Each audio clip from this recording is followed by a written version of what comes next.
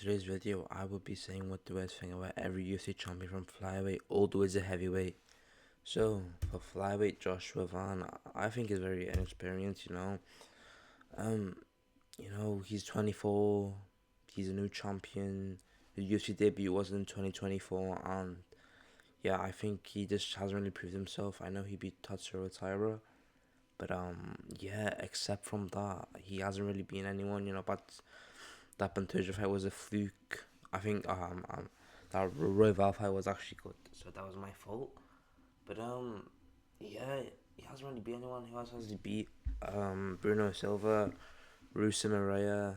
Um, yeah, I just think he hasn't really proved himself yet. Say if he beats Pantoja in a rematch and fights him in Al Cap and beats him, I think then you could see him as a great flyweight. But then now he's just I think he's a lot to prove. So yeah, for Joshua Alman, I think he's pretty inexperienced. Then for Peter Yan, well, it's really hard picking a weakness off of him, but I think he just fights slowly and gives away rounds. As we've seen his fight against Jose Aldo and Sean O'Malley and Aljamain Sterling, his losses to Aljamain Sterling in the second fight. Now his first and second rounds are really bad. Even though he downloads people like in computer, it costs him rounds. Fight your style against them. I would fight your style against him, not their style against yours. And they just think, but even though he's a champion, he's really good. Even just this computer thing, I think downloading his opponents as a computer and learning the weaknesses, then yes, then it's worked out for him now. But it could cost him in the future. Like good contenders against him, maybe trying him out in the rematch or like, I'm so sorry. I don't even know. But yeah, PC and he just fights slow and gives away rounds. Except from that, he's one of the greatest bantamweights of all time. Now for featherweight, I hate to say it, but for Volkanovski at his age, yeah, he's too old. He's 37. Yeah, he got knocked out by Islam twice, Islam Manilya twice. Um, I just think that changed really bad. I'm not really bad, but it's susceptible to big shots. Like Lopez dropped him in the first fight and the second fight, and yeah, I just think he's getting to all these way past his prime. I think his prime was say in 2022 when he beat Holloway and the Korean Zombie and Brian Ortega.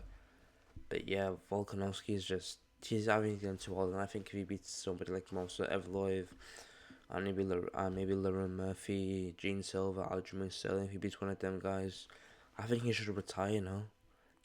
Keep his legacy, or if he wants to, he can move up to lightweight, fight Justin Gaethje. So yeah, I think Volkanovski at this age. Now for Justin Gaethje, I think the worst thing about him that he takes loads of damage. You've seen in all of his fights, he's always taking damage against Holloway, against Oliveira, against Ilya in the second round. He got dropped with a body shot and then he got submitted. So yeah, I think he just takes loads of damage against Tony Ferguson, Dustin Poirier. He takes loads of damage. I know he gives loads of damage, but that's why those people were thinking Ilya was going to win against Justin Gage because Gage takes loads of damage, and we thought Ilya's hands would be so powerful that he could knock him out Justin Gage in the first round. But yeah, Justin Gage just takes way too just way oh my god, just takes way too much damage, and I think and it's worked out for him a lot, even because he's a champion now. But it could backfire, in his career. Say if he fights Holloway again or Oliveira again, maybe Elia in a rematch. I think that could backfire a lot. So yeah, for Justin Gage, he takes loads of damage. Now for welterweight Makachev, honestly, he has a boring style. His last fight against JDM was really boring. It was just on top control for like 23 minutes, goal ground time, and it was just boring, honestly. Even his fight against Dan Hook and Charles Oliveira, I know he finished them, but them first rounds were pretty boring, I would say. You've seen Islam against Dustin Poirier. I'm so sorry, not Dustin Poirier. Um, ah, but he just has a boring style. I think he just doesn't play how the fans wanted to go. He's always wrestling straight for takedowns. Of course, he's from that Dagestani background from Khabib's gym in Dagestan and Russia, and I just think they just wrestle all day. It's a pretty boring style for Makachev. So yeah, I think Makachev has a boring style, and for Sean Strickland, I say the same. He's pretty low output as well. No, he always says he's gonna do jab, but he always says he's gonna go to war. Like he's a here's the thing, you guys. I'm gonna take a man to war. But his few fights, last few fights, has been pretty boring. That Chimaev fight, the press conference was entertaining, but that fight was pretty boring in itself. The Hernandez fight was actually fun because he finished him. That's an exception, but the second Dreykus fight, his second fight with Just Duplessis at UFC 312 was pretty boring. Um, his fight with Costa, Paulo Costa, was pretty boring. His fight with Adesanya, except from the first round, was pretty boring. So yeah, and low output. He keeps jabbing and keeping. Even though it works out for him, it's pretty boring to watch. For Sean Strickland, I think he's just pretty boring and he's pretty low output. So yeah, except from that, Sean Strickland is pretty a good fighter. Then for £205, Carlos Solberg. Actually, there was thing about Carlos Solberg that he hasn't really proved himself like Joshua Van. I know he's beat Dominic Reyes and Yuri Prohaska. He knocked them both out, but I want to see him against real contenders like Magomed Ankalaev, Paulo Costa, maybe Yuri in a rematch if Yuri doesn't act stupid. Yeah, he just really, except from the Yuri fight, he hasn't really beat anyone like as name value. He lost at Kennedy and to Choku, and yeah, he's the only fighter against Jan Blachowicz. Only memorable fight was Jan Blachowicz, which he should have lost. Dominic Reyes, who was washed. You had, yeah, of course, Yuri, but Yuri was acting stupid.